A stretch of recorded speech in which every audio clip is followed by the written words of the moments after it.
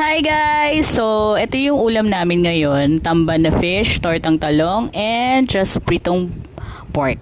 So, yan ang agahan namin ngayon. So, ito, ipapakita ko sa inyo. Ito yung tamban na fish.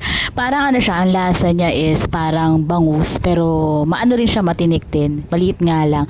Actually, yan yata yung nilalagay sa mga sardinas eh. I don't know if I'm correct And then, itong tortang talong na super favorite namin. And then, di ko na mapapakita kung paano namin niluto kasi luto na siya. And, prito lang siya. Pritong pork lang siya para doon sa mga hindi mahilig kumain ng fish. And then, ng